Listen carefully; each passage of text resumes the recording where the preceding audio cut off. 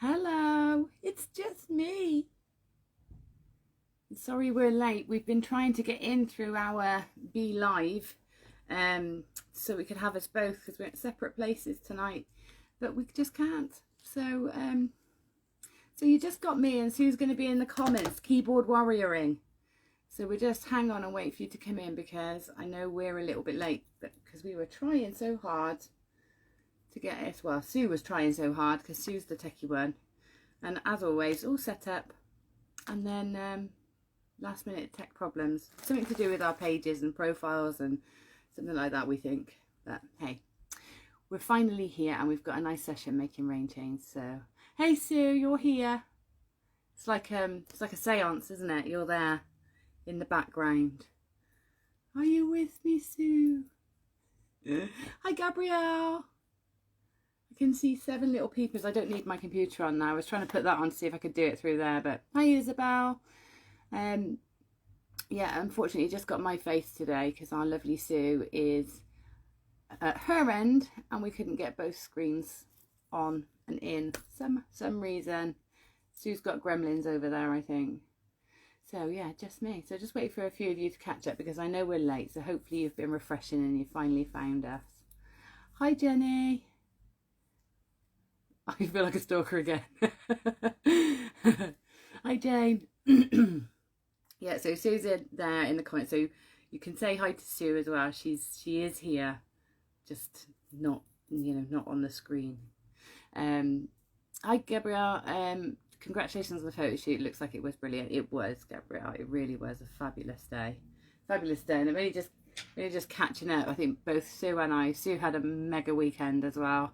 And so yeah, we're just catching up, and because it's Bank Holiday Monday, it throws you out, doesn't it? Gosh, I'm so thrown out. I feel like I've had the longest weekend, but it still feels like Sunday for some reason. I even forgot the bins this morning, so the bin men still come. Woke me up at 7:30. I just couldn't get out there to catch them. They were so noisy. Hi, Shao. What do you mean feel like? Yeah, what do you mean feel like a stalker, Sue? She's definitely stalking tonight. Good evening, lovely lady. What's a rain chain, please? Aha! Well, a rain chain is a chain that you put in your downpipe. I wouldn't say from the house, like from your guttering, from your house guttering, but like maybe if you've got a lean-to or a shed or an outbuilding or a pergola or something like that, that you have a sort of a downpipe on, you can put this into your downpipe. Let me show you. So there's a couple of methods I'll show you. So you can put sort of this ball into the downpipe and this chain links into it, and then when the rain comes down, it comes down through here and it sort of finds a channel through the ornaments or the things that you put on it and down through, and if you've got little jangly things on, it makes a nice noise, but it gives the water a channel to run down. So and the reason I say have it in more like a pergola or on a shed or something like that is because it's not going to be as effective as a drain pipe. It's not going to protect your walls and things, so it is better on a shed or a pergola, like I said, or something like that. And if you haven't got any of those things, maybe you've got a tree or a fence that you can put it on a bracket, just so you get that nice sound with the rain, because it will find a channel. You can even sort of put it onto those like shepherd's hooks in the garden, you know, the great big ones that you usually hang lanterns on, and maybe have it trickling into a plant so that the plant gets watered. Anything like that really, but it's just pretty. And anyway, the techniques I show you, if you haven't got any where to put a rain chain, the techniques I'll show you tonight hopefully will be useful in other ways anyway. Yeah, instead of a pipe then, pretty much. Yeah, just sum it up. Yeah, in fact, who needed all that waffle? Gabrielle. Yeah, just basically it's like a drain pipe, just prettier. Hi Gerald. Or Dragon. Oh my god, you got real named. That's not good, is it? It's because Sue's not sat next to me. Dragon's in the house, everyone. What did Esther say? Me too, butterfly. What? I love this. You love that. Ah, Sue, thanks. There's definitely the profiles on Facebook. Perhaps I should have switched profiles before I logged in. Maybe that would have helped.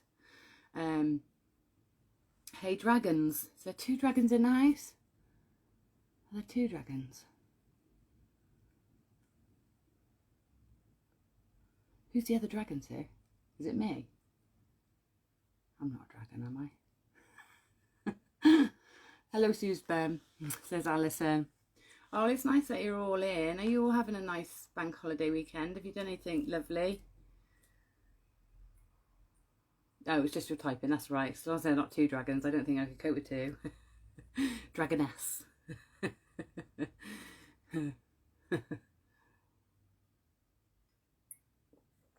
Oh, it's weird without Sue being here just to spar off and interact, and she's not gonna do naughty things tonight.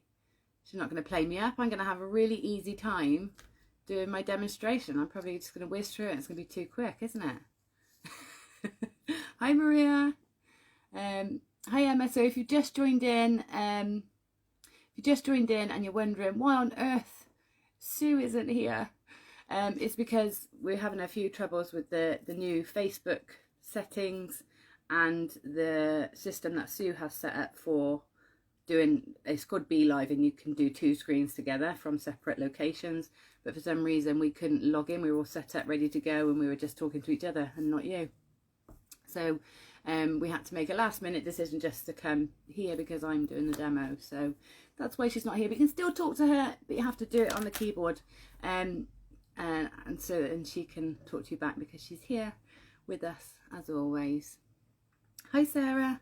How are you feeling after the photo shoot? I know you were full of nerves. I was full of nerves. I really was.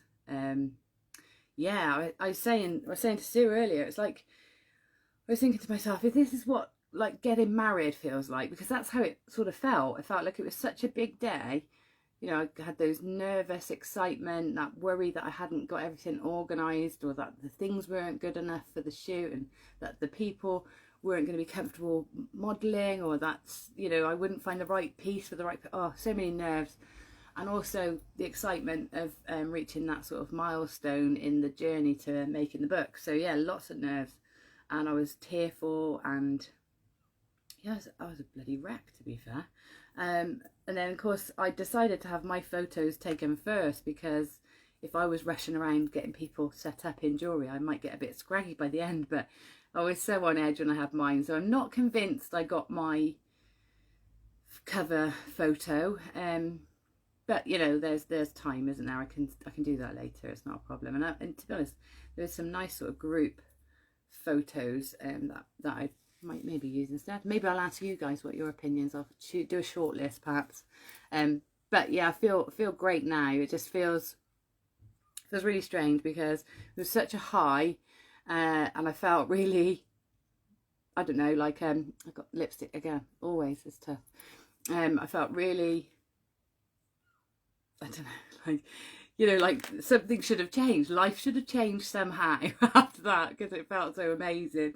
And then I found myself sitting at the desk, you know, doing kits for work, and I'm like, wow, and then you get that flat feeling. And I think Sue's sort of feeling the same today as well, with all your things going on, Sue. So it's like you get those big highs, don't you? And then it's like, oh, and my life's nice. It's not like my life's not nice. I don't love my job. It's just not what, I don't know. I can't explain it. But yeah, it's like, oh, well, that's that done. What's next? But thank you for asking. It was lovely. I hope you've seen the photos and the videos, the great videos that Sue did on Crow's Mojo throughout the day. They were amazing. I had no idea what was going on around me.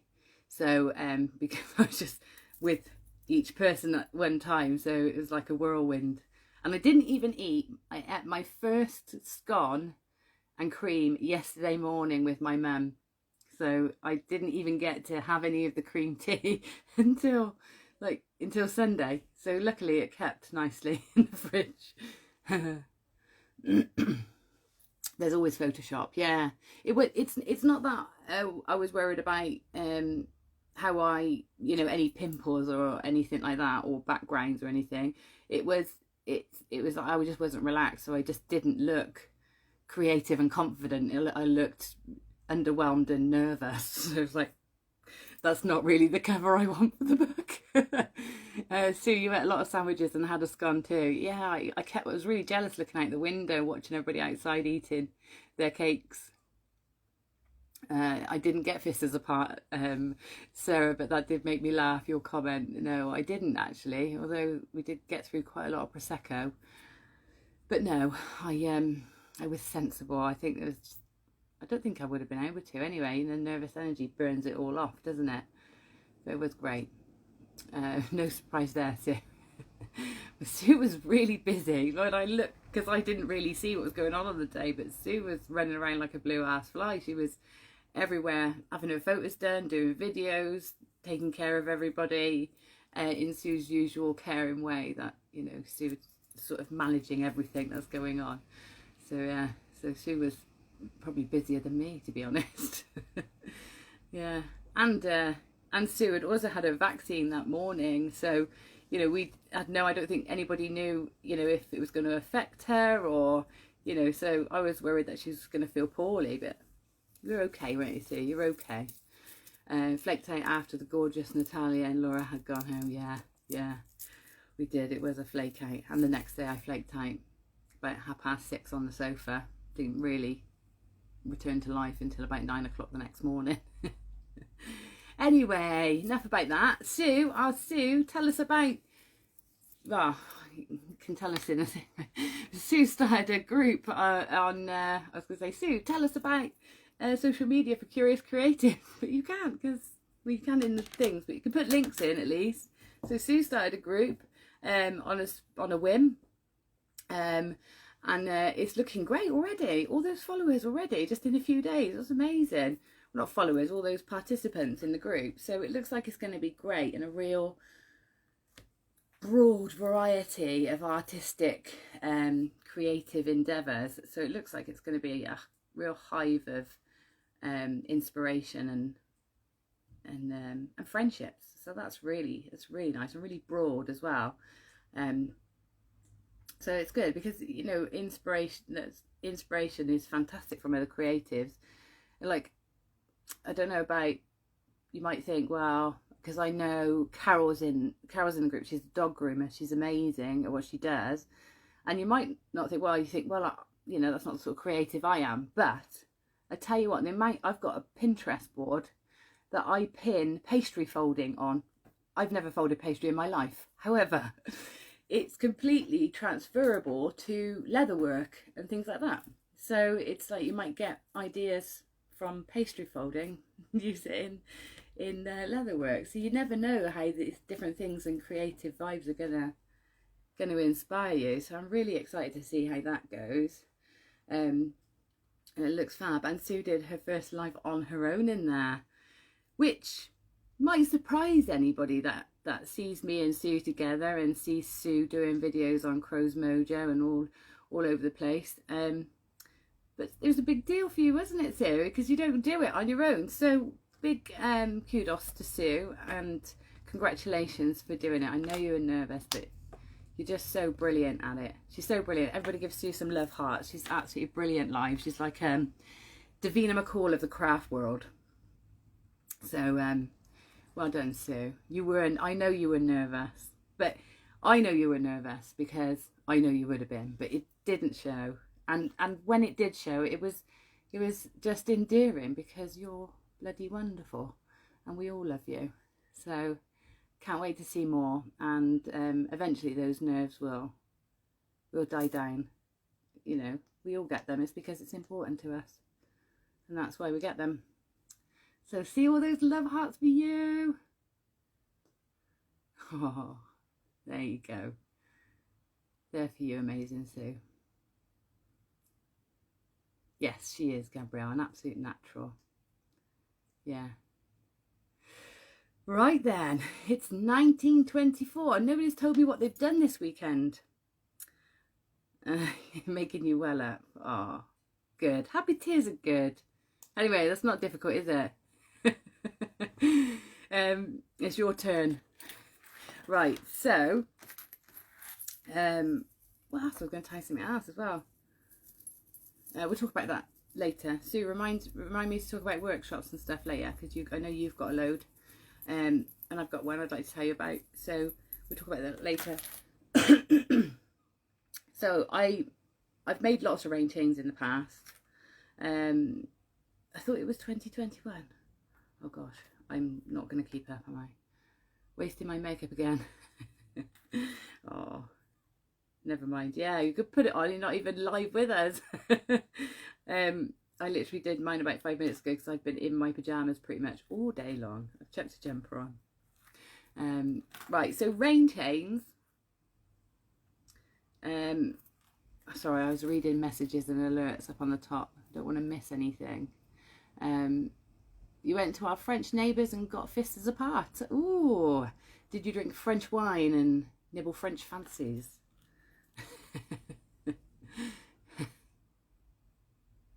Oh, I bet it was nice. It's nice, isn't it lovely just to be able to go and see friends and family? And I know the weather's turned a bit today, but oh, the way I said it's 1924. I see.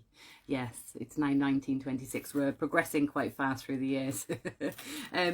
Yeah, I went to see my mum. It's raining now, but it's nice.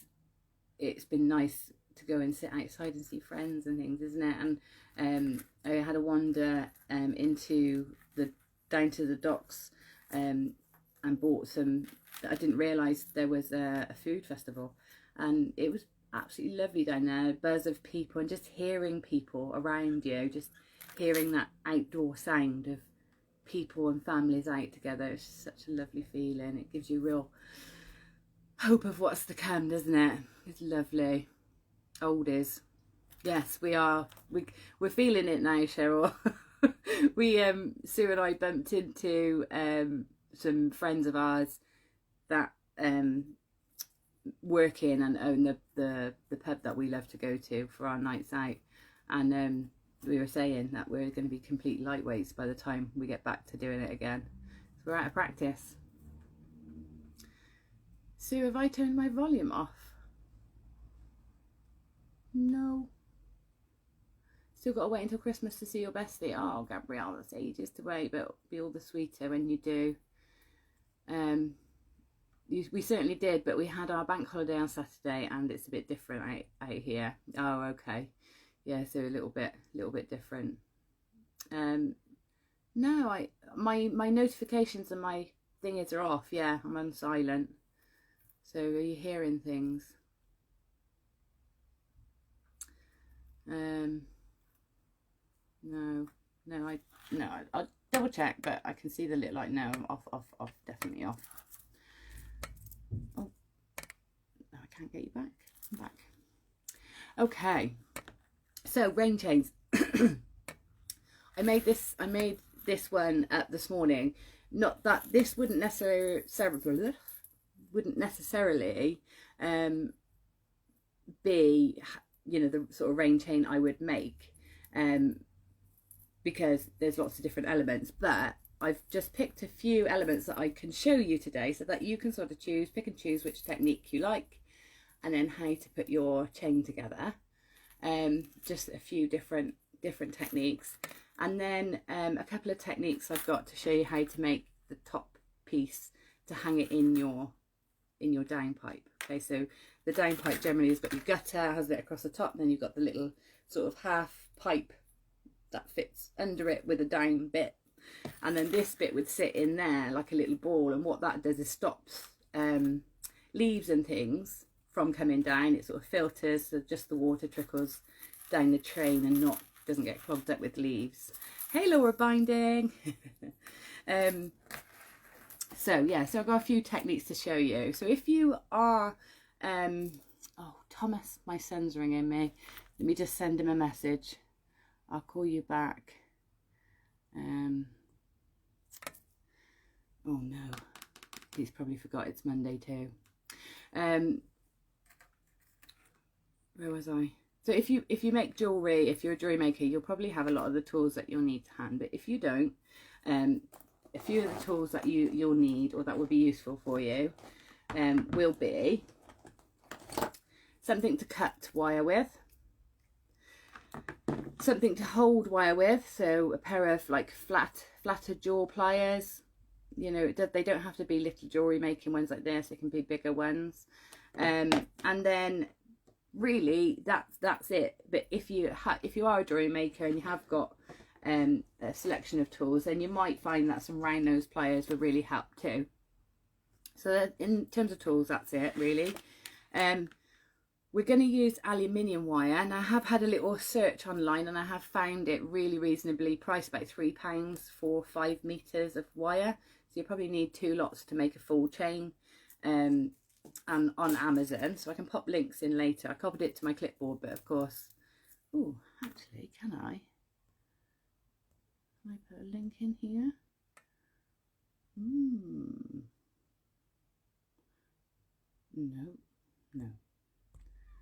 No, obviously no. Hang on, I must be able to write, mustn't I? Comment. Paste. Oh no, that's the link for this video. Right, so look at my clipboard.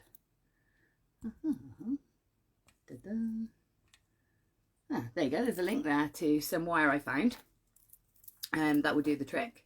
I've got a 2mm. Who are you talking to? Am I talking to myself?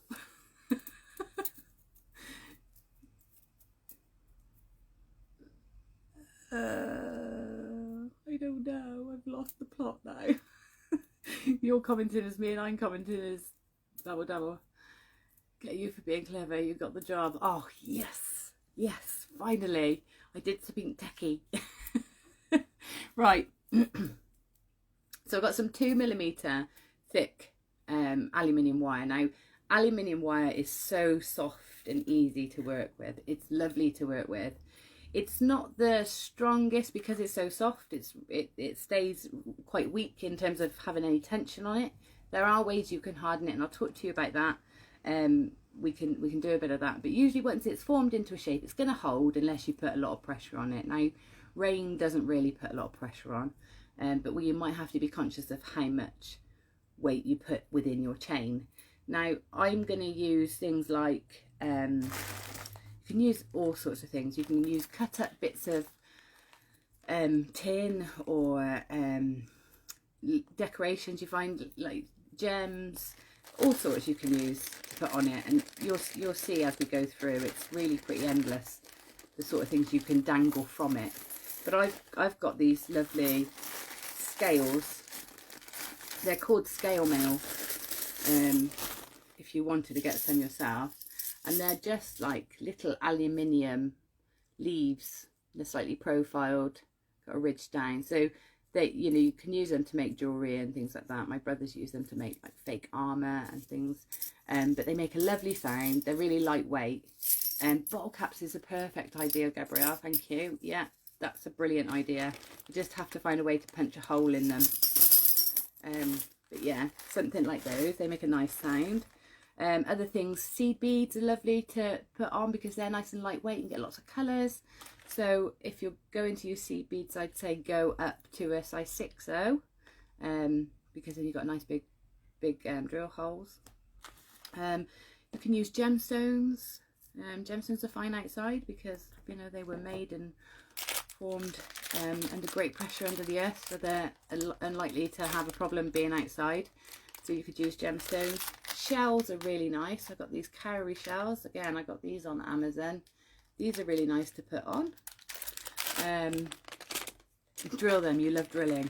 I thought you might. Then more gemstones, more seed beads, all sorts. There's all sorts you can put on. Some seed beads. This is like the size 6/0 seed bead, something like that. Okay, and then it's also nice. There's lots of the techniques you can use just using the 2mm, but if you've got any 1mm as well, there's other things we can then do, like more detail, or adding gems with smaller drill holes and things like that. You might be better off with a finer gauge wire. Now I'm using aluminium because it is the best really for beginners, but if you are a bit more seasoned and experienced and you've got some sort of nice strong tools, then I would say copper is a lovely material to use for outside because it will naturally patina and age, and it will get that lovely verdigris effect outside, and so that it will look lovely, and it's nice and strong as well, so you can be a bit more, you can be heavier with what you put on it. So copper's lovely. Aluminium's also great, especially the silver aluminium, because it doesn't tarnish, it doesn't rust, and so it's going to stay looking nice. The finish will dull slightly over time, but it will stay looking silver. You know, it's not going to fade, and it's not going to go green or black or anything. So let me just see if I've got any questions. I guess anything that doesn't absorb water. Yeah, pretty much. And we want things that the water's going to fall round nicely, so not too many things jutting off at angles is a good idea, because we want the water to stay coming down. So we want everything linear, everything falling downwards. Otherwise we're going to send water off in different directions, because the water would just find a channel through. Okay, I have squillings of shells, more than I could ever make jewellery with. Perfect, shells are perfect. My neighbour downstairs keeps saying to me, is there anything you can think of to do with these tea light holders? So you know the little shells from the tea light, the metal bit. So once he's discarded, once he's used the tea light, then he's just been saving. He's got this massive bag full of just the little aluminium cases. Now those would be great, because you could shape those into little leaf shapes, fold them. Just bold them or fend them, that way. So it was bend or fold them, and then punch little holes in, and they'd be nice, and they'd make a nice jingly sound as well. Could you use something that the water would fill and then flow out of? Yeah, so you'll see some with like little tulips, or little cones.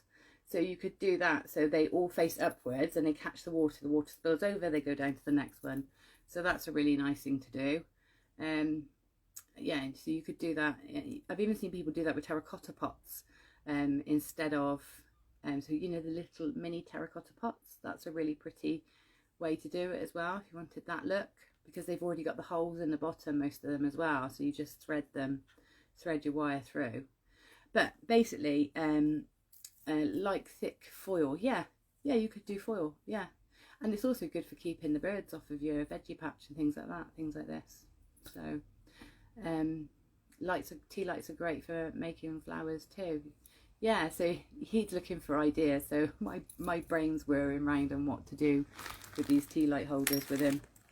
Right, so shall we do a few techniques then, and then you can decide what you'd like to add on your rain chain, and then I'll let you take it from there. And I can't wait to see what how you do yours, what you do with yours.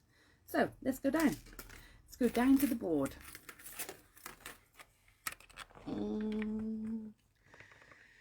Okay, really I should have had my camera the other way, shouldn't I? But I think that's okay. I can just about... Oh! No. There we go, we've got a bit more space. We have a swig of my coffee. Sue, you take over for a minute. Like champagne glasses. Yeah, when they all spill over, gives like that cascade of water, which is pretty. Okay, so let's start with some basics. So basically any chain needs to link together. So we're going to start with making some basic chain links, and then we're just going to fancy them up a bit, and I'll show you how to make them look a bit more 3D, like this one. And we'll make them and talk about some ways to use them. So basically you want something round that you can form your wire around. I'm going to use something less noisy. I'm going to use a pen. So I've got a pen, and then to make your bigger links you'll want something else round, so maybe a cardboard tube, something a bit solid. Okay, you might want to find a few different size forms so that you can make lots of different size links. So we'll do a few. I'll show you how it's done. So I'm just going to cut a bit from my reel. Now, if I was doing this without showing you, I'd probably keep my wire on the reel, because it saves any waste, and I can just cut off where I finish rather than cutting off and then having waste. So first off, to make your little, what we call the little rings, is jump rings. To make those, all we do is we just use this pen here and just bend the wire around it. So what I'm doing to get it nice and tight onto the pen is holding the end on the pen, and I'm turning the pen and pulling the wire against it, okay, rather than trying to wrap the wire around. Although that's okay, what you find is you get like an uneven, you see it's a bit uneven how it goes round. So if I hold it on the pen instead and turn the pen, it becomes a lot more even, and we're not twisting the wire, we're just forming it. Okay, so anything we do with the wire, bending, for hammering, twisting, hardens it. So we're keeping it nice and soft like this if we do it like this, and we just keep going round and until we finish. And I'm just going to push them up together.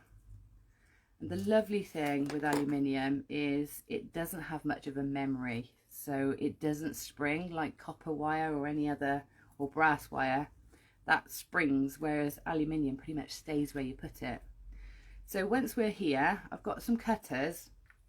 Now, whether you've got, you know, jewelry cutters, jewelry wire cutters, or whether you've got cutters from the shed or from the toolbox, they'll have a flat side, usually a flatter side, and a side with like a little V in.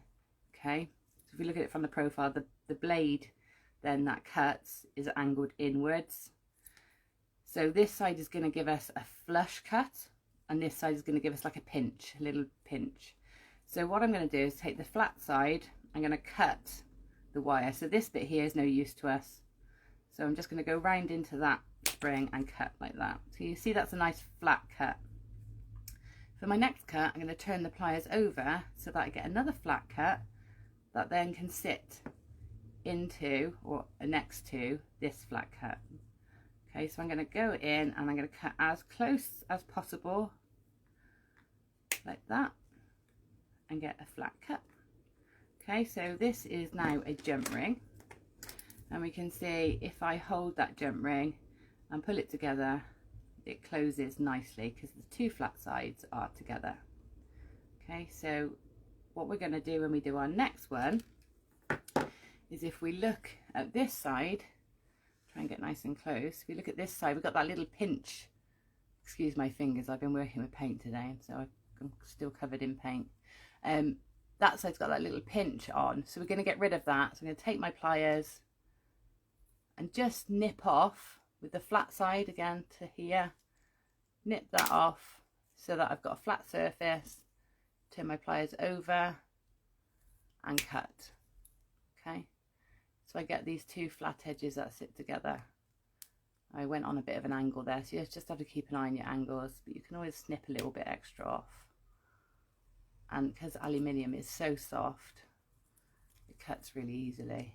Okay, so when we wiggle them, they'll sit together and close nicely like that. So I'm going to go ahead and cut a few more to use in our chain.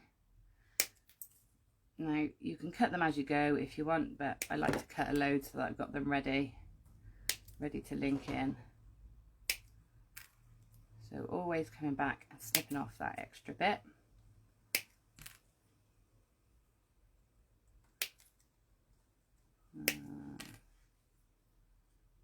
It's actually really nice making gem rings. I really enjoy it.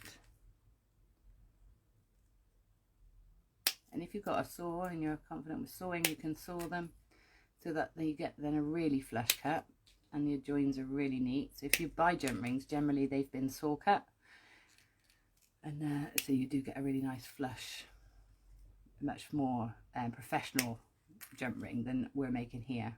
You know, it's not the ideal way to cut a jump ring, but it is pretty close. All right, so there's a few. So that's how you make your jump rings. And we're going to make some bigger jump rings. So I've got my cardboard tube, and I'm going to show you how to make a Mobius ring, and then how to attach it so that you get this sort of more 3D ring. Okay, so we're almost going into a bit of chain mail here. We've got the lovely Laura Binding in the house tonight. She's our chainmail queen. So if you want to keep an eye out for Laura's chainmail makes. I know she's got a beautiful one coming up. And actually, Laura, did you decide on a name for your weave, for your bracelet design? I forgot that you wanted a name before you were making us choose a name. I can't remember if you did. Okay, so the same again, hold the wire on. Don't hold it on the end because you're just putting pressure on yourself. So just hold it sort of away from the end. It's only a little bit to lose, and you can tuck it in after. Okay, so again, holding the wire, pulling it against the tube and turning the tube rather than trying to bend the wire around the form. It's the easier way to do it. All right, so I'm going to make 4 of these big rings. Just get a few.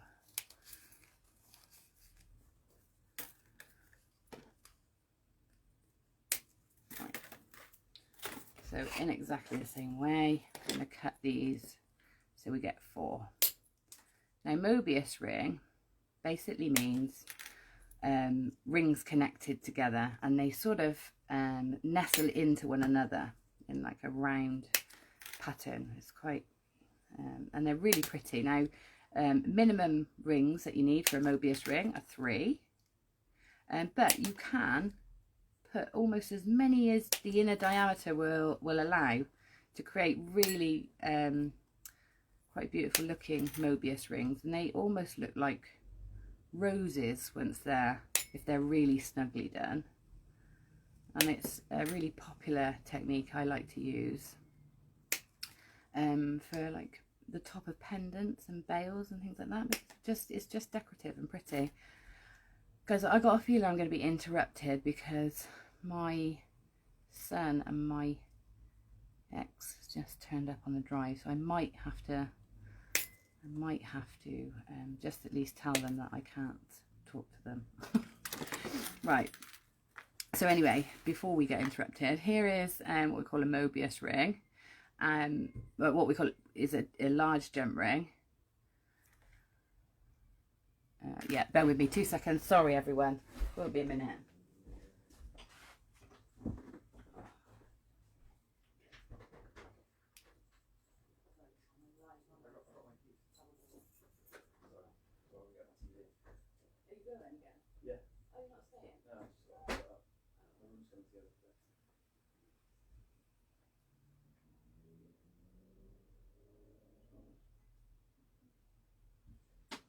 Okay.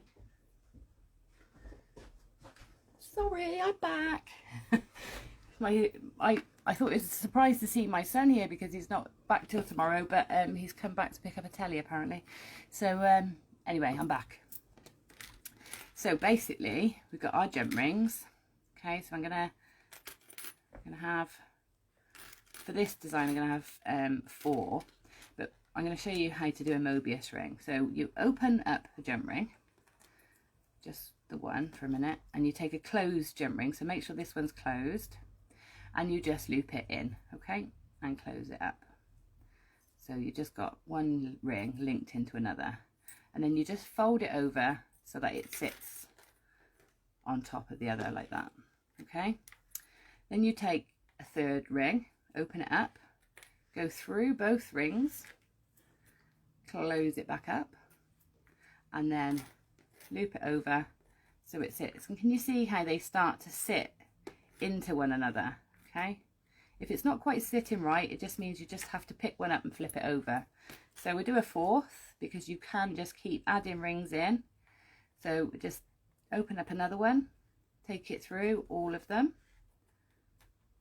close it back up and sit it down. So can you see how that's not sitting? It's not sitting in. So all you do is just pick it up, flip it over and put it together, and there we go. It just sits in like that. Now that looks really lovely. So what we're doing here is it's not only decorative, it's also, the more you put in, the more strength that this little structure has got, because obviously all the joins are going to sort of be at different places around the circle, and so when we pull on this, it's going to be much stronger than if they were just singular loops. So these really wouldn't be strong enough on their own. You have to loop them together anyway. Okay, so that's a Mobius. You can keep going, add more and more, but this one we're going to add one of our small jump rings either end, because it's going to form part of our chain. I'm going to just open this one out. Make sure that they're sitting correctly before you do this. So make sure that you have got that nice nestled in design. Take your loop, your other jump ring through those and do it up. Okay, so just give it a wiggle until it sits nicely closed. And we'll put one the other end as well. Okay, like that. Okay, so this then is like starting to form a chain. Okay, so you could just do a whole rain chain using these lovely Mobius links. Now if you bought wire in different colours, because you can get it in all sorts of colours, that's going to look even prettier. You could do rainbow Mobius rings, they look lovely. Right, so now we're going to make them, instead of sitting flat like that, we're going to make them sit like this so that they give you a bit more of a 3D shape. So what we're going to do is open up another of our smaller jump rings. I'm going to hold this up, so it might be a bit tricky to see, but what I want to do is separate two jump rings, so make them cross like that. So we've just held them apart like this, holding either side, and then we're going to take our jump ring and go through, if I do it, so we're going to go through and catch. So we've caught the little jump ring, and we've sort of intersected in between those 4 jump rings, and that just forces them to stay separate now. Okay, so you can see how it's just forced them to sit apart and stay separate. They can't close because that jump ring's in the way.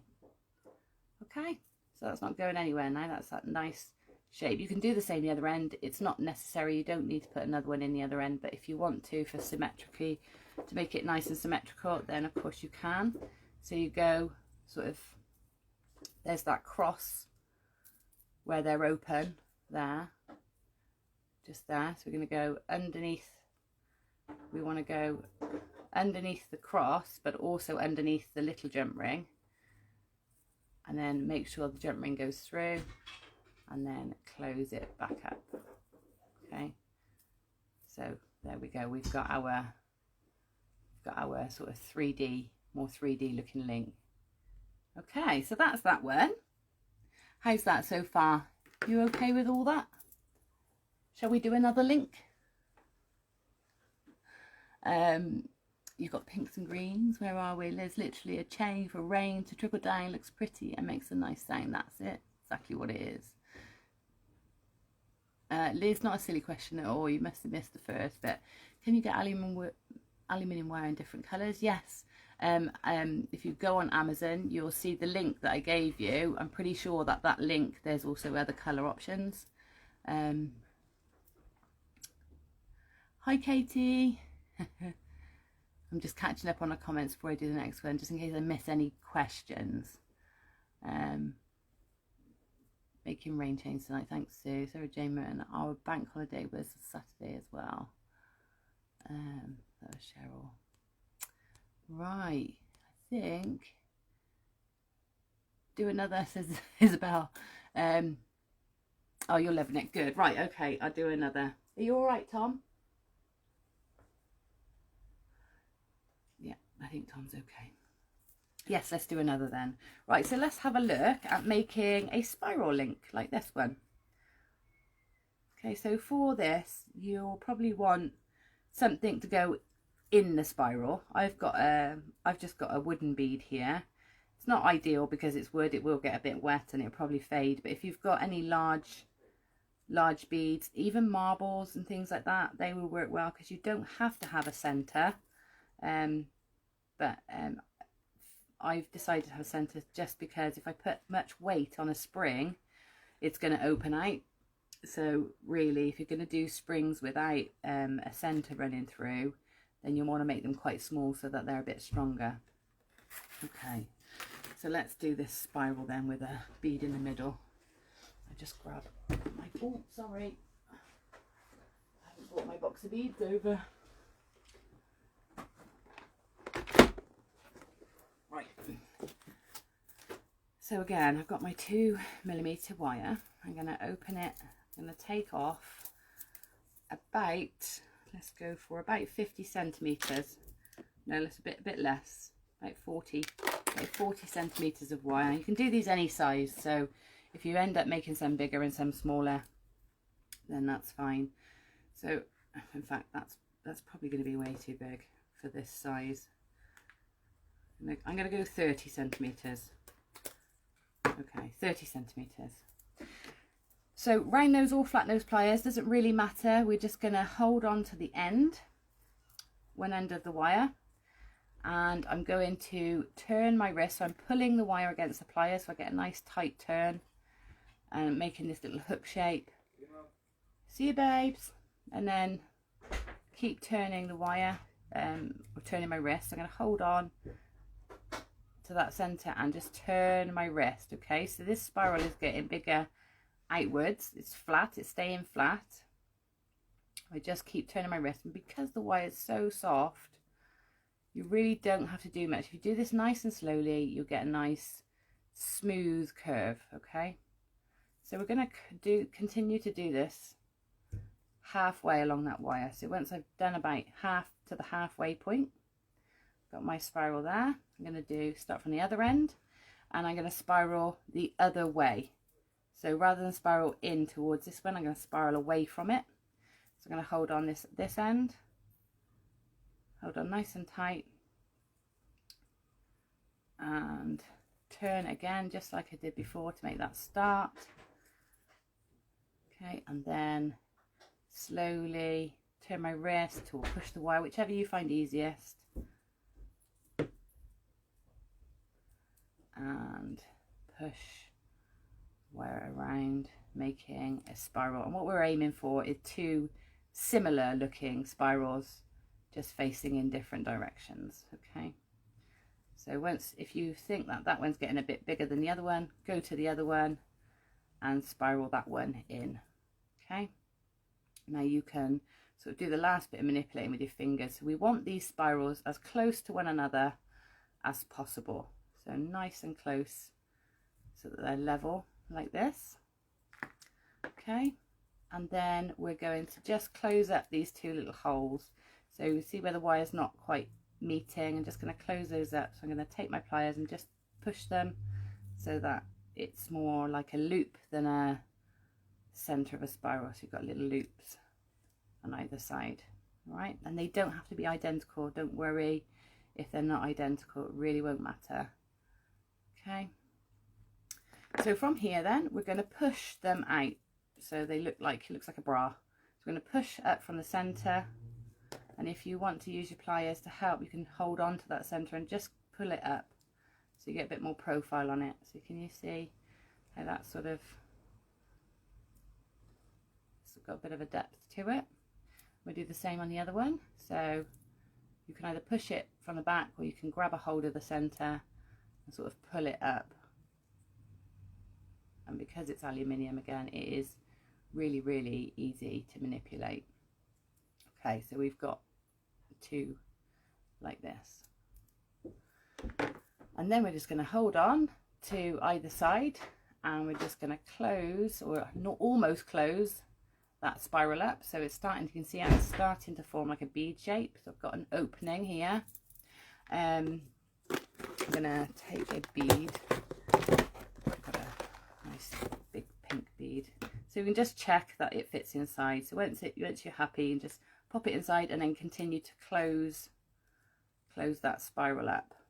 Okay, so you can elongate it, you can keep it nice and short, it's really up to you. So there it is, trapped in there.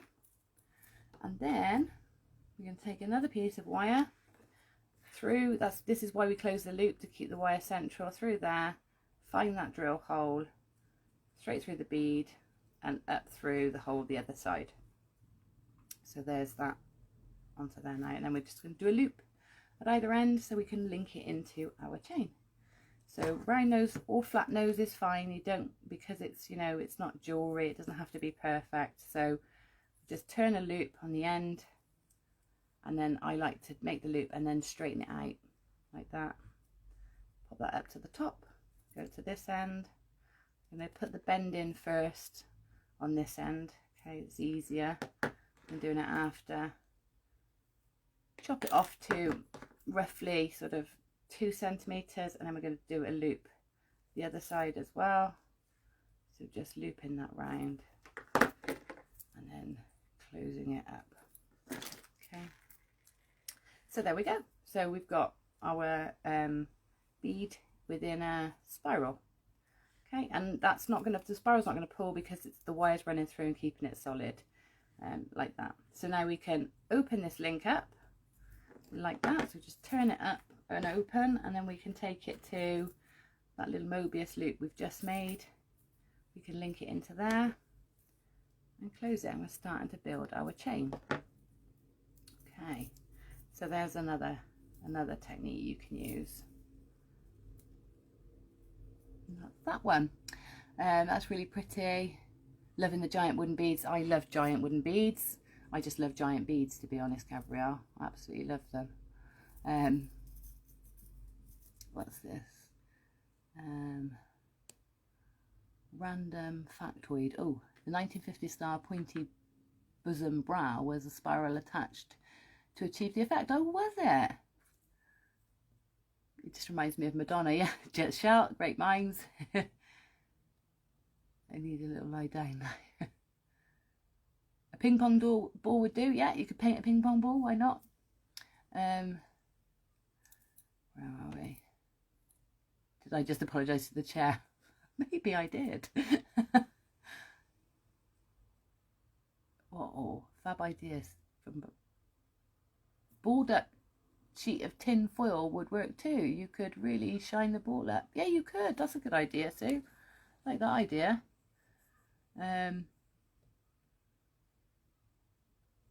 Clever technique for the rings. Yeah, that's it. I mean, these spirals look difficult, don't they? The other thing that these are, you'll find these in sort of gem shops, because you'll buy them separately to, you know, pick a nugget or a gem, and then you just pop it in the spring, and you can pop it on a pendant. Now you can do that, definitely. Aluminium, like I said, isn't the strongest because it will pull, because it's got no memory, like I was saying before, and it's so soft. But if you did that technique with copper, that's going to be quite strong and stay where you put it. So yeah, use the technique with copper if you want. Chain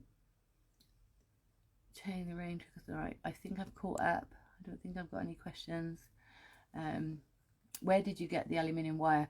Kaylee, I popped a link into this thread somewhere to some aluminium wire on Amazon. But if you just go into Amazon and search aluminium wire, I'm using a 2mm, and I will use a 1mm as well. But you definitely need the 2mm to do most of the techniques. And they've got quite a selection on there, different colours as well.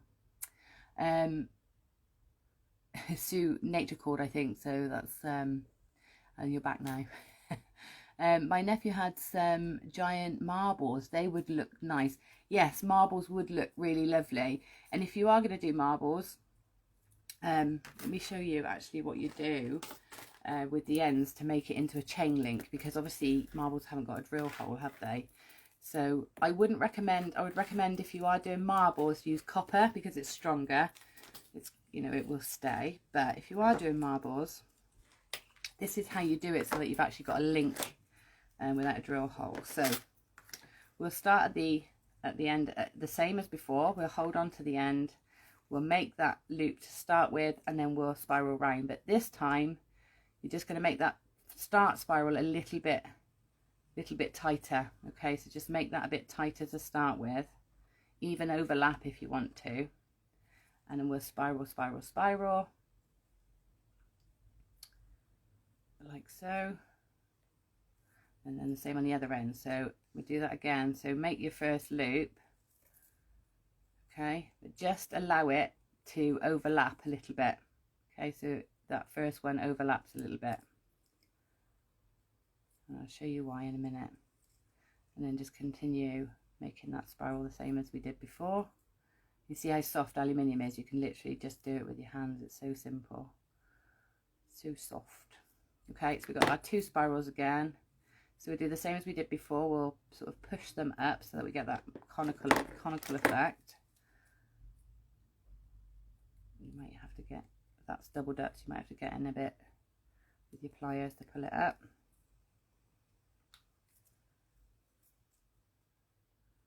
Okay, so we've got that conical effect, and then we'll close it just like we did before. Start to close it.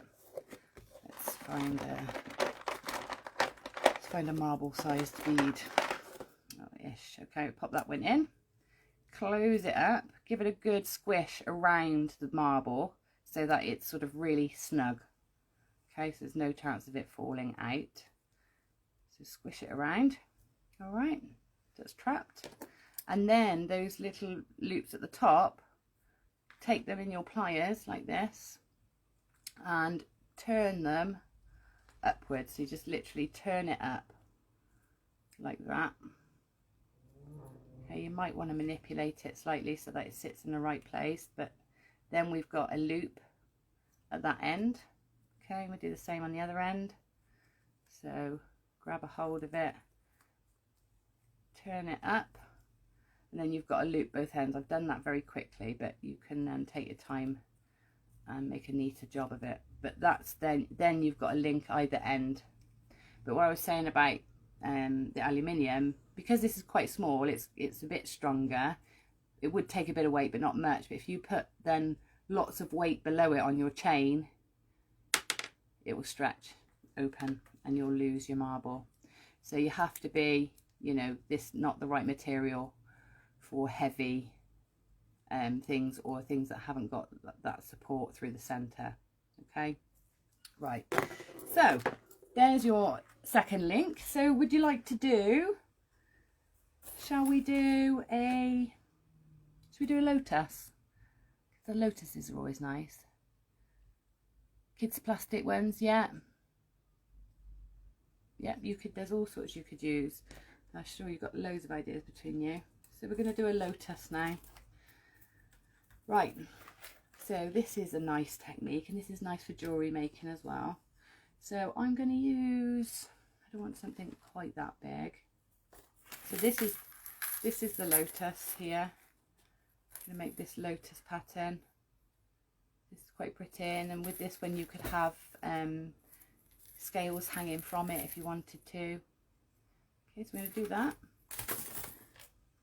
Let me find, what can I find? Where are all my, I've tidied the desk and I've tidied all the things I used to form around. I'm going to use the lid of this bottle here.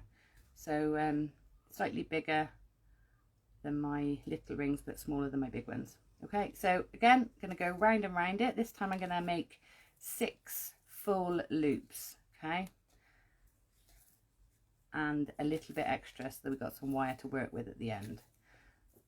You could do 6 or 5. Let's go 5 actually, so we've got a centre point. I prefer having a centre. So we'll go 5, then we've got 5 petals. So if we look at this, where we want to count is, I'm just going to give myself a bit more of a tail there. So I've got more wire to work with. So I've got, how many have I got? We count from the opposite side. So here's the ends. So we'll count up here how many we've got. I've got 1, 2, 3, 4, 5. So that's what I want. So again, I'm going to give myself a tail there as well. So this is what we've got. We've got like a spring with 2 tails and 5 loops. Okay. So then what I'm going to do is go into, just give them a little pinch like that. So we're just sort of scrunching them up together in the center, just there. Okay. And I don't want to hold it permanently. I just want to pinch it so that I can start manipulating these leaves. So what I'm going to do is I'm going to just start spreading them out. So I'm trying not to make them any bigger, just spreading these out. So just starting to pull them outwards like this, okay? Like that. And I'm going to hold on to these tails. It's important because the next bit will change the shape of this end. Obviously we don't want rounded ends, we want pointy ones like a lotus. So I'm just going to hold on to those tails for a minute. Then I'm going to take my flat pliers. Now again, it doesn't matter if you've got dainty ones like this or your bigger ones. You're going to go just to the center. So choose, so here, if that's the center point, I'm going to take the edge of my pliers to the center point. So this outside edge, the edge furthest away from me, is where the center is. So the rest of the jaws of the plier are a bit further on.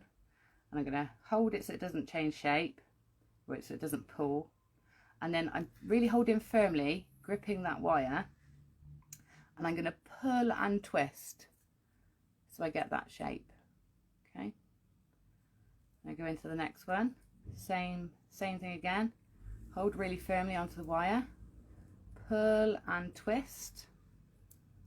And then the center one we'll do last. I'm going to do the outside. We're going to do this the opposite. So center point side of the pliers there, pull and twist. And again this side, center point, pull and twist. And then this center one, I think I just want the point going up. So I'm going to do the same thing, but I'm just pulling up. And then I'm going to do the same on the other side so that I get that same point the other side. I think I moved then, didn't I? So you couldn't see. So just doing the same thing, but I'm going to go in from both sides. Okay, and then we can just switch them back together where they've come apart a bit. Refine them if you want to. But then you've got your sort of lotus shape there. Okay. And now we're going to tidy up these ends. So I'm going to do some spirals. So with this one, I'm going to go to the end. I think I'm going to trim a little bit of this off. I think I'm going to trim off so I've got about 4 centimeters. And I'm going to do a spiral on there, and it's going to sit in the middle on the front. So pliers, round nose pliers I'm using here to get a nice sort of tight circle at the center. So I'm just turning. So I've got a circle, and then I'm just going to keep turning so that the wire goes around the original circle I made. Okay, once I've got so far my pliers, I can then either go in with my fingers and finish it, or with your pliers and finish it. Now what you've got to remember with aluminium is it's so soft. When you do this with your pliers, you will mark your wire. So just remember that. So I've just lifted that so it sits in the center. Go around to the back, do the same with this one. So did I cut that one down? No, I don't think I did. So cut that one down again, making this spiral. So starting with a nice small center and then turning so that the wire comes right next to it. Pliers and turn until you've got the spiral. Now at this point I don't want it to look like it's just coming off of there, so I'm just going to lift it slightly, and then when I turn it, it's just going to sit on top like that. Okay, so there is our lotus. Now to link this into the chain, we're going to use the center of the spiral on either side. So you may need a bigger jump ring. We'll try it. We're going to need a bigger jump ring than that, so I'm going to make a jump ring. Is this big enough? Nope. Just going to make another.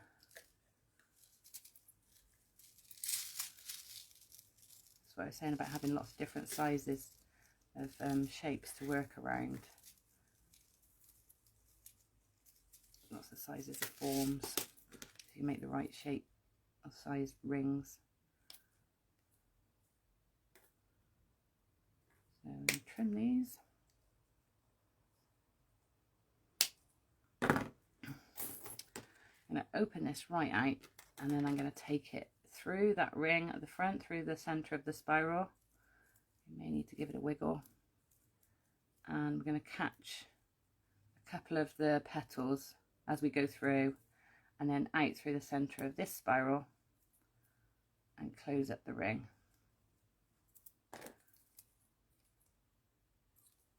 You might need to give it a hand with your pliers to help. Okay, so then that is held there, so you can link this end, and then you can just use a link the other end. So let's pop that into our chain. I'm going to use a ring here to link the top leaf of my lotus into the spiral, and there is another section of rain chain. So it's slowly building up. You see that one? So that's a nice way, and this is a nice motif to make for other projects, isn't it, around the house as well. That little lotus, universally loved symbol. Okay, so our rain chain is building nicely. Let me just do a little time check. It's 8:15. We're doing quite well. Just have a drink, breather. Okay, Dabble is loving this. That's good. Consider it's on our page, so it's a good job you love it. Can you use the flush cutters? Or normal cutters? I think I only have flush cutters. Yeah, flush cutters are fine. Because it's aluminium, it's so soft. Because usually your flush cutters, you wouldn't really cut any, with copper wire, you wouldn't cut any really higher than 1 mil. But these are absolutely fine for cutting the aluminium. Won't hurt them at all. Loving it, says Alison.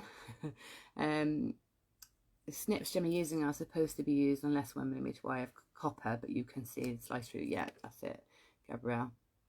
And you, because it's so soft as well, you can probably use like pliers from the toolbox. You know, in the toolbox you generally get your wire cutters for like electrical wire. They'll cut it too. You just won't get as a nicer flush cut. Kaylee says that's pretty or good. Normal cutters with wire, yes. Make it look easy. Well, I don't. Have you worked with aluminium wire, Sue? It's lovely to work with. If you're underconfident with wire, it's a great one to start with. Macrame with it is beautiful. It's really lovely to macrame with. It's lovely to plait with and braid with. I love aluminium wire. I would use it all the time for bigger statement pieces because it's lightweight, it's easy, and like I said, it's got no memory, so no spring. Where you put it is where it stays. So it's really well behaved. What was your good idea? With that pinch, did the wires lay flat or stacked? Ooh. With that pinch, I don't know which bit was that. Sorry, Sue, I missed it. It's hard because I'm looking underneath to see the rosary link into the chain yet. You've lost your marbles. So I just want to go back just in case I've missed any questions that I could answer.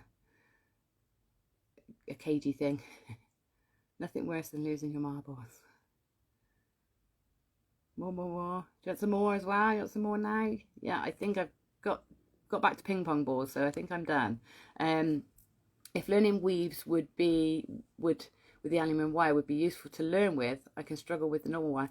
It is useful to learn with, but if you it is, yeah. Well, I think what it does is it builds your confidence, and the way you move your hands and the way you manipulate is similar. So building the muscles and the techniques for manipulating and moving is useful, but the materials do feel very different. So you will still have a little bit of a leap into copper, but it probably is a good one to practice with. You can't make as many mistakes with aluminium though. You have to be a bit gentler with your tools.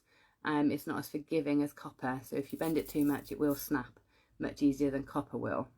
But there's pros and cons, but for some projects it's just brilliant. You can flip your camera, Jem. Oh, I see what you're saying. I could, yeah, but it's in the stand, so I'd have to flip the whole stand. So yeah. Only for making bouquets. Ooh, loving it. Only for making bouquets. Oh, you've used it for making bouquets. Yeah, that again, it's nice and lightweight. If you do want to harden aluminium to make it less bendy, because it doesn't hold the form, this is the problem and the limitation with it. So if you want to make, like, the bouquets are lovely, but if you want to make big, and small ones will be fine. If you want to make big ones where the head of the flower is going to make the stem droop, aluminium won't hold it. So the way to make it stronger is to hammer it. So you can hammer it and it'll give it a bit more rigidity, but any long stem obviously is tricky. Or you can twist it together to give it a bit more strength. So the next one I'll show you actually is the dragonfly, to show you how to make these little cute little dragonflies.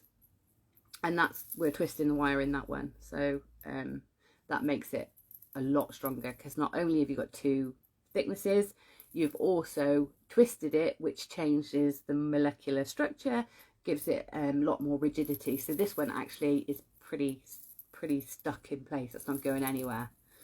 So we'll do that now. We'll do that one now. Go back down. I just wanted to say hello and have a breather, really. And drink my now frappe. It's not a coffee anymore. It's now a frappe. Right, let's go. Right, one dragonfly coming up. Okay, so dragonfly, we've got two parts to. We've got the body and we've got the wings, and they're made separately. So we're just going to get my wire ready. So for the body, I'm going to cut myself around 30 centimetres of the aluminium wire in the 2mm. And then here I've got some aluminium wire in a 1mm as well. And this is what I'm going to make my wings with, okay? I'm just going to take this. I'm just trying to remember what I wrapped it around to get the wings.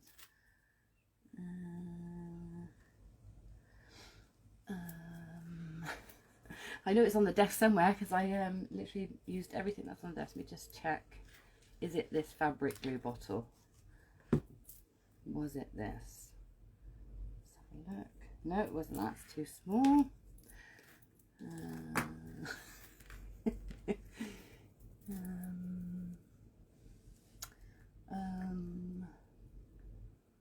Well, what else is there? Oh, we need something to wrap this round. Let me see. Will this do? Yeah, might be a bit big, but okay. So I've got a bigger form just to make my dragonfly wings. So I've got the 1mm wire, and let me just bear with me. I'm going to take some off the reel. It's a bit tangled.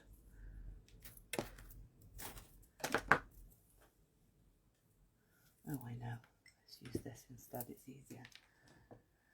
Just got just a bottle of something here. So I'm just going to, again, wrap around. This time, because it's a 1mm, it's a lot softer, and we don't need to keep this straight. So I'm just going to wrap this around. And we just need 2 full circles around. Okay, so I'm just going to pull that one. So I've got 2 full circles there. And then what I'm going to do is take these off to the side a minute. So this is where they cross over, just here. So we'll just hold on to those, find the opposites on the other side, and just going to just push those 2 sides together. So we get this little wing shape, okay? Like that. All right. So that's how we start. We're going to leave that just like that for a minute. Come back to it in a second. And then my 30 centimetre length of the 2mm wire, I'm going to bend in half, roughly in half. I'm doing this by eye. Bend in half, okay, like this.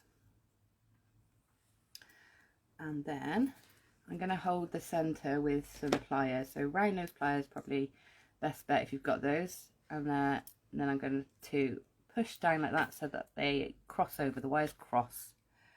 Okay, and then I'm just going to twist the wires together. So you can move your wrist or you can move your hands. And if you can see what I'm doing here, I've got sort of, I found a way with my hands to sort of hold to keep these wires separate. So I'm holding either, got my finger in a way so that I get an even twist.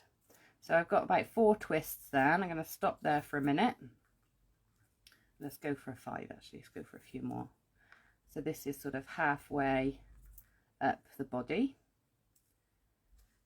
and then I'm going to take my wings, I'm going to pop them in the way here, and then I'm going to continue to twist. So don't worry about the angle of those wings for a minute. We just want to hold this, bit tricky to fiddly to hold them in place.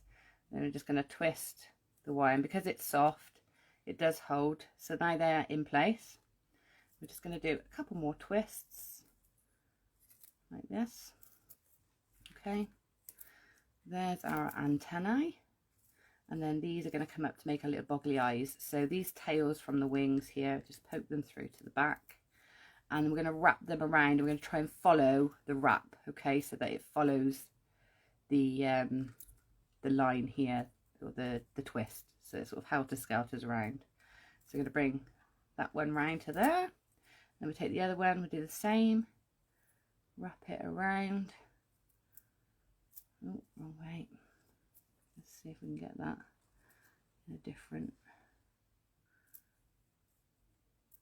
Okay, so we've got the 2 wires now at the top. We've got the wings sort of trapped in there. If you want to make sort of the head, like this head area, look a bit more bulbous, you could just take this wire and keep wrapping it around. So let's do that so you can see. So we could just sort of keep wrapping that around that top area. Can be quite haphazard, you don't have to do it perfectly, to build it up to a bit more of what looks a bit more like a head for the little bug. Okay, just tuck that in.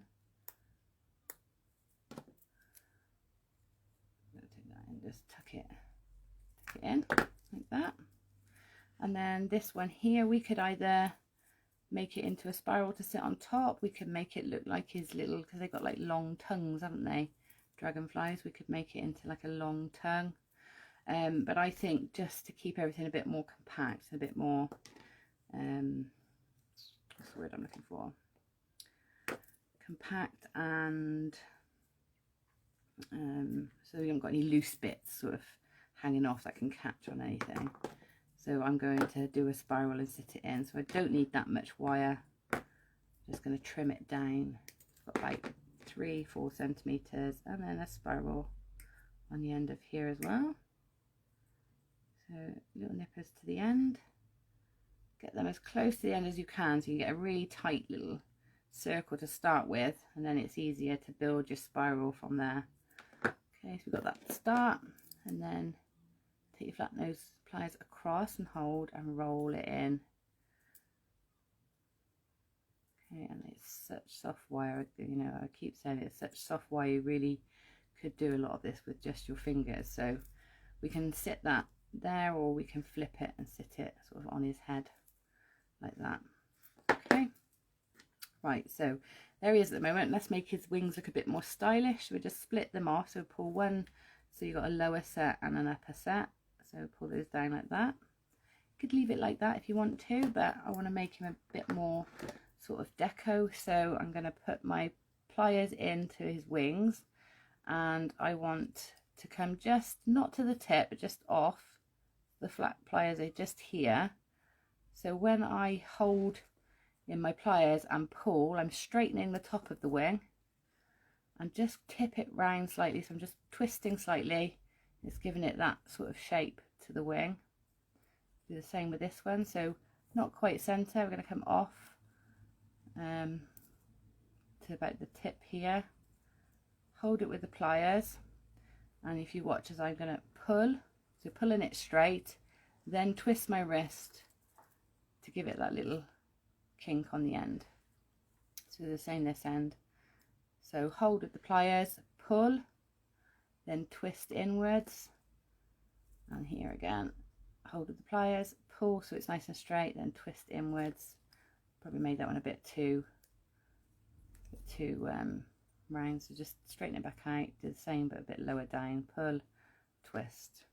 Okay, so there we go, we've got sort of almost symmetrical wings. You can play with those, but there you go. So that's, you made it a bit more stylized, and then you can give it a bit of a sort of shaping if you want to. And then his little sort of antennae here, again, we don't want them huge, so I'm just going to snip them down a bit, put a little loop on each end, 1 and 2. Okay, so then when we link this one into our chain, we can take another jump ring, and you can loop him from one of his antennae like this, so that he sits sort of asymmetric, he sort of sits sort of on a jaunty angle. Or if you wanted to, you could put a loop here through this one. If you want him to sit straight down, it depends on, you know, how you like things. If you like things very symmetrical and in line with each other, you might want to do it this way. So you put 2 rings like this, and then a third to link those two, and then you can, that can be what you link into the rain chain with. Okay, so like that. It's really up to you. I like it just off the one, because if you alternate which side you go with, you can get your rain chain going sort of in a zigzag, which is quite nice. So let's open this link, add it to our chain, and pop it in. Ooh, like so. There we go. So we've now got a dragonfly as well. So we've done Mobius links, the sort of Saturn ring links, the cage link, the lotus link, and your dragonfly links. You've got lots to be going on with. What time are we at? We've got time for one more, do you think? Do you think we got time for one more? Thought it was a fairy. Well, it could be a fairy. Make it into a fairy if you wanted to. Dragonflies are fairies, I think, anyway. Yeah, it's looking nice, isn't it? I'm actually going to have a whole length of array. Oh no, what I need to show you is how to do it into the drain pipe. So otherwise you're not going to be able to hang it up, are you? So, two options. One option is make a big, you know, an oversized one of these. Just like I showed you to do that. That sits into the top of your drain pipe, and sort of you can have a hook on the end. So that's one way. If you're feeling confident, you want to make that one. But if you want to do a nice simple one, which is what I'll show you, this is probably the simplest version. So basically it's like a coat hanger. In fact, if you've got a metal coat hanger, you could use a coat hanger, and you know it'd be nice and strong. So this is, if we imagine our U-pipe is my hands, that sits into the U-pipe. This is the down pipe here, that sits down, and then you hook or put a jump ring with your ring chain on, dangle it off of there, and it just hangs down. Okay, so this basically just holds it into the pipe. So all we need to do this is, again, our 2mm wire, and we're going to use a good sort of, let's go for a good 50 centimetre length on this one. 50 centimetre length.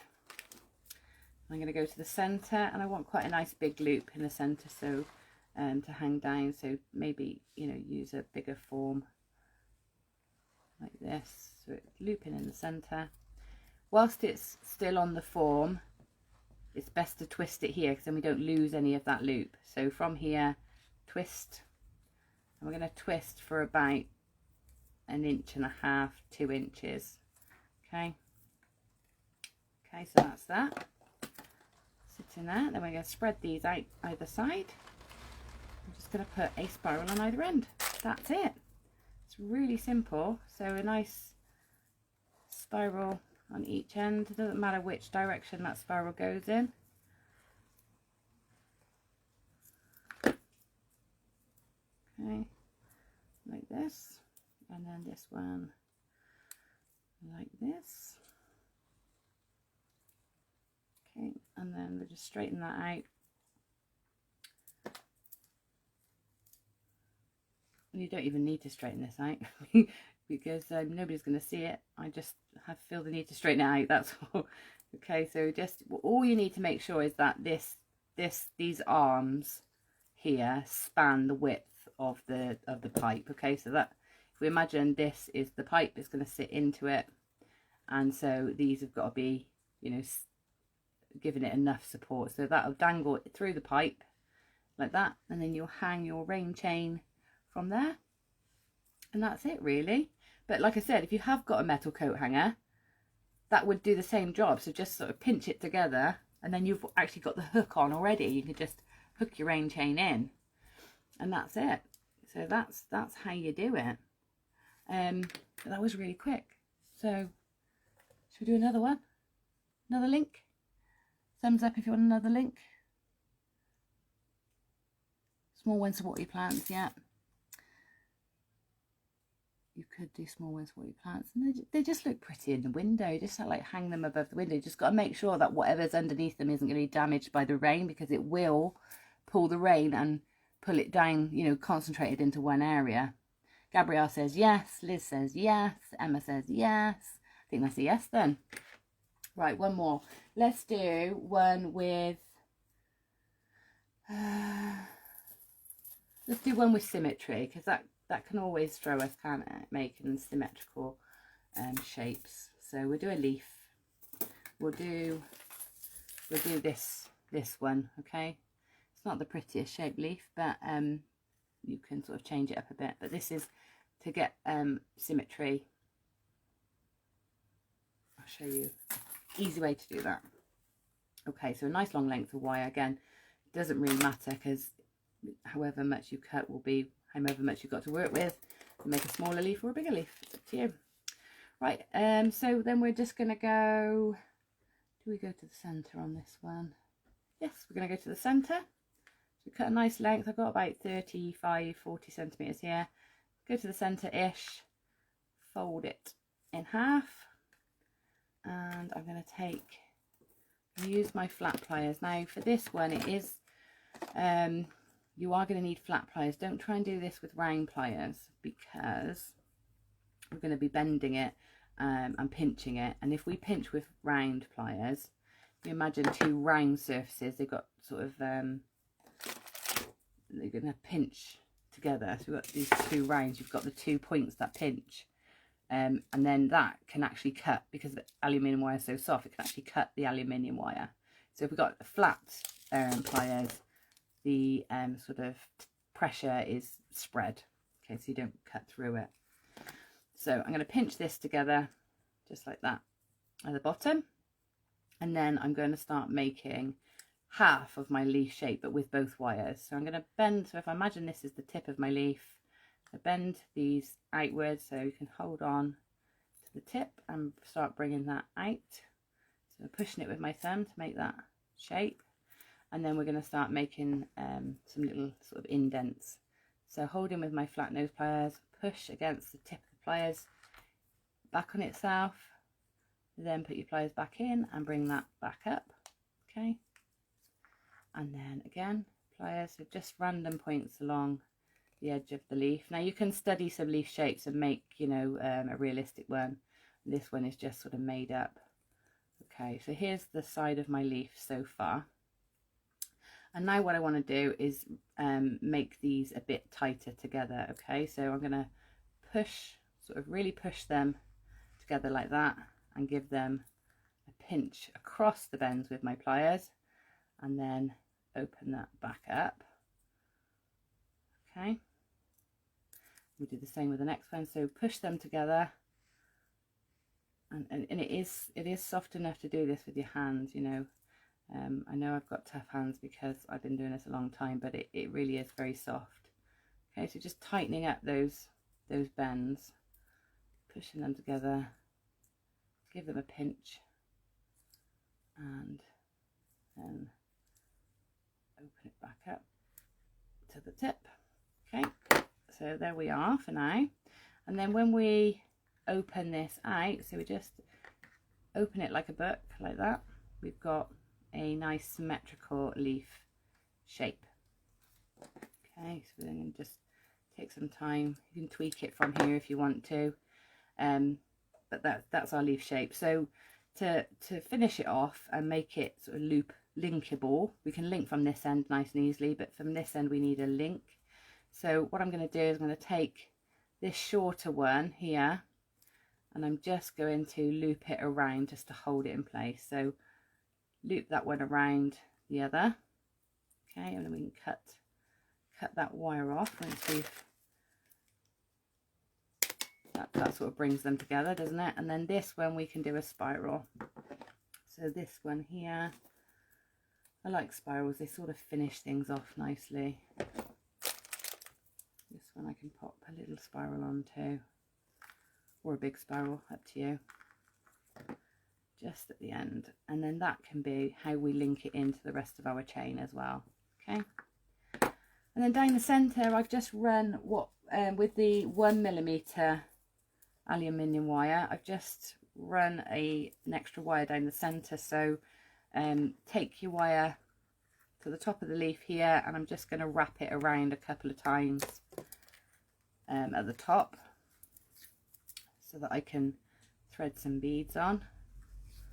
So just wrap it roughly at the top there, doesn't have to be completely perfectly central. And then I've got, where are my little seed beads gone? Here they are. Got some seed beads. And just thread enough on to fill the centre. You can put any bead you want really onto there. Shells, beads. You don't have to put anything on, you could just have it empty.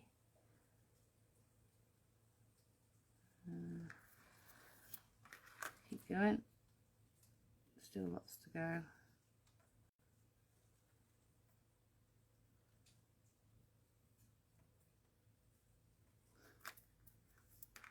One more. It's a bigger length than I thought. Right.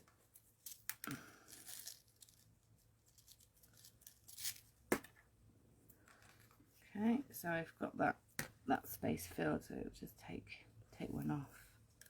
Okay, and then just wrap that into place.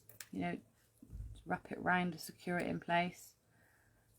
Do it around a couple of times if you want. You can do it really neatly. It's really up to you. It's going, you know, this is an outside project. It's not a jewelry project, so you can actually be a bit more sort of rough and ready and haphazard with it. You don't have to make it look refined like you do with jewelry. Then we can get rid of that piece.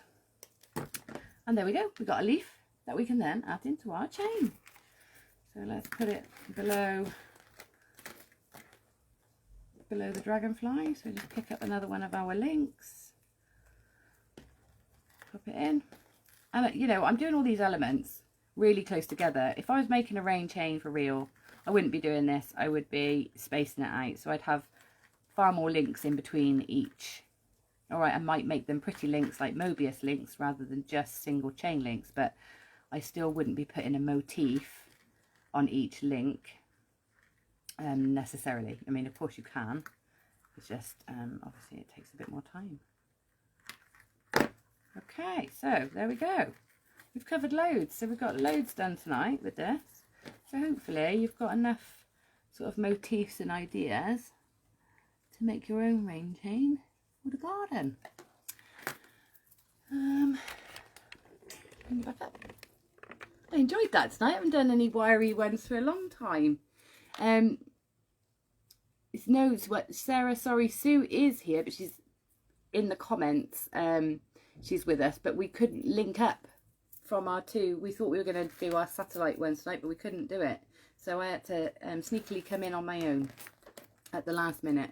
So, but Sue's been with us all night making comments and answering questions, hopefully, and putting links in. So you can say hello to Sue. Oh, I still got lipstick on my toe. Right. Oh, you're welcome. Thank you, Sue, for thanking me. How does it hang from, if I answered that, just hang it anywhere in the garden where the rain will find it and it will make a pretty effect. Yeah, it will. And like I said, any tassely things, let me just show you.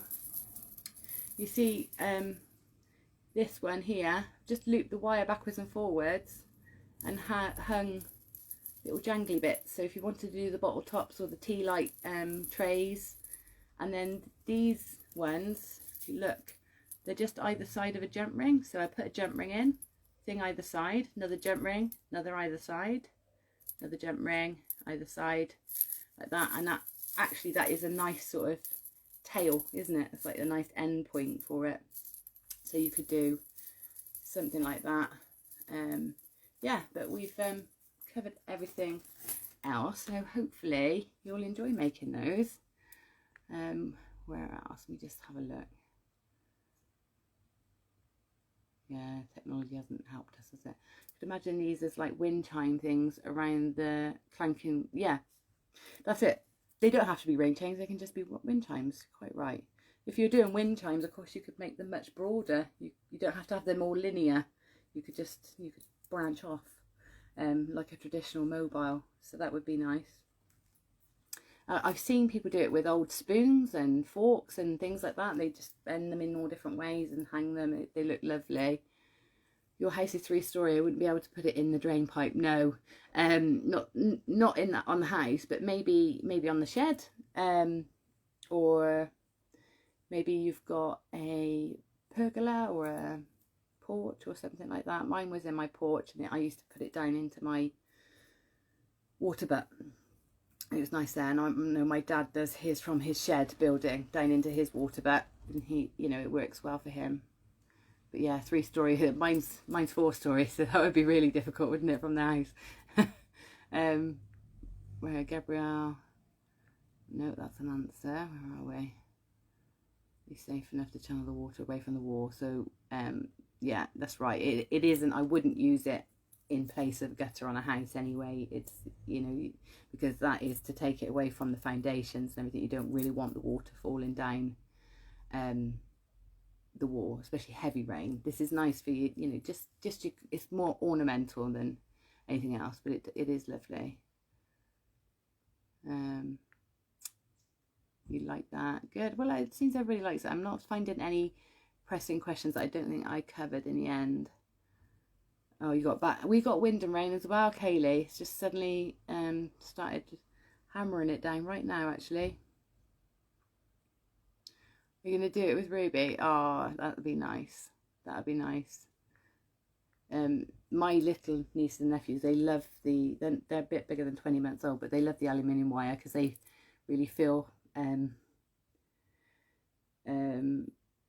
strong, because they can twist it and move it and make different shapes. And then if you've got a hammer and block, you can work hard on it to make it quite solid.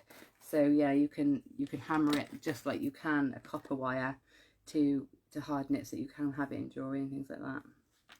Okay, let me see. Are we done? Oh, good night, Susan, if you're off. You two are another thing. Come in if you think I'm rummaging around in the bin. Hey, Rain has started hearing and haven't too, so I've missed. Oh, rescue it. What have you lost, Dragon? What have you lost? I've missed what you lost.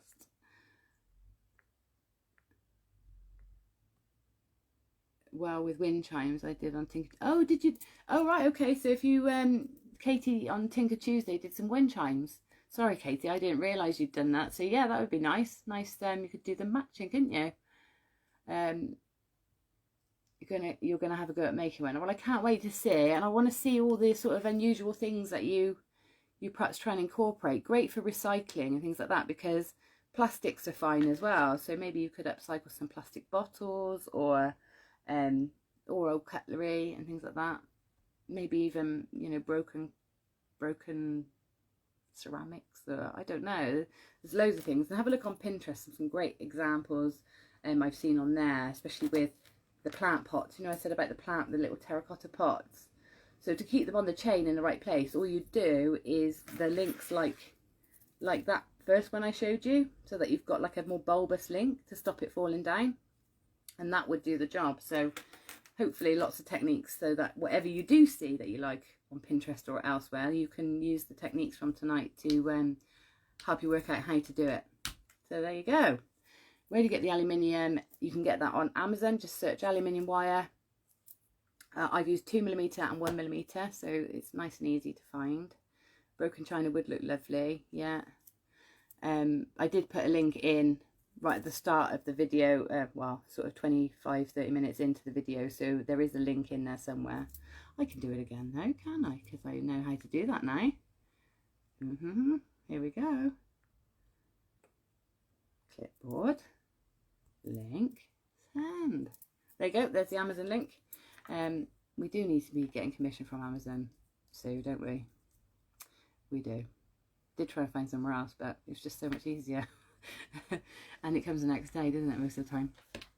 Right then, so it's 10 to 9. So yes, Sue's put in the links. buymeacoffee.com/babble dabble if you've enjoyed tonight and you find it useful and you intend to use it and you want to say cheers, then please feel free to buy us a coffee or two.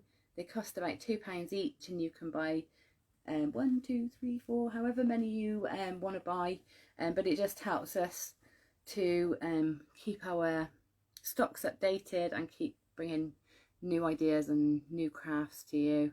So yeah, so if you want to buy us coffee, we'd very much appreciate it, and we'll give you a shout out if you do. So buymeacoffee.com/babble dabble, and Sue's put a link in the comments if you want to do that there. That would be great.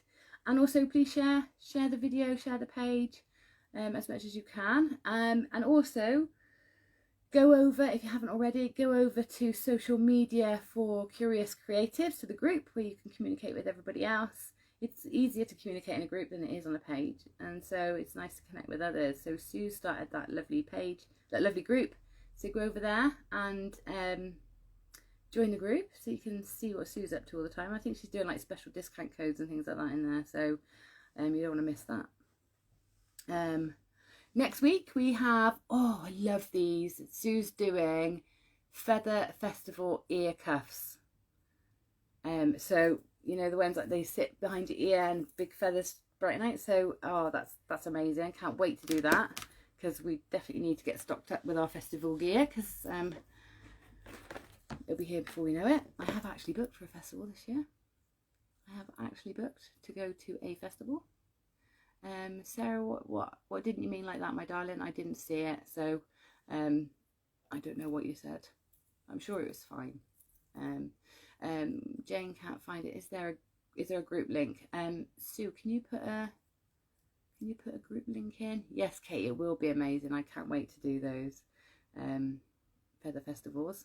There you go. There's a link for social media for Curious Creatives. Sue, got any? Sue's got. I know Sue's got a couple of workshops coming up. She's got only a few spaces. Or the last time to book is today for the dot art. Is that right? Is it the dot art is the last chance to book, or is it the paint pouring last chance to book today? I know Sue's got a paint pouring workshop on Thursday,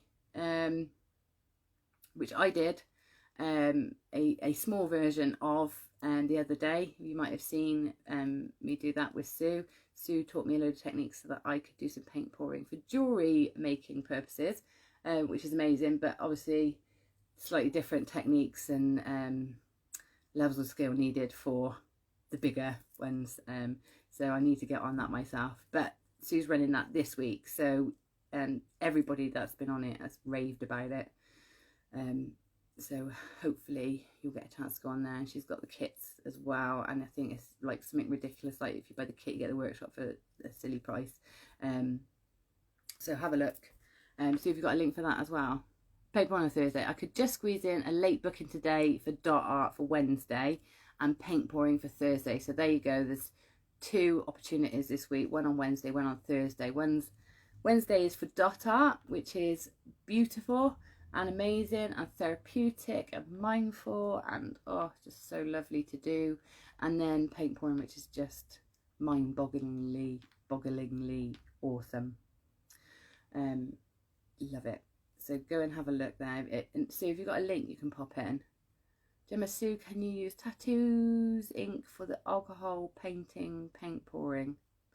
Completely all different things. So there's no alcohol paint pouring. Sorry, Karen, I might have got a bit.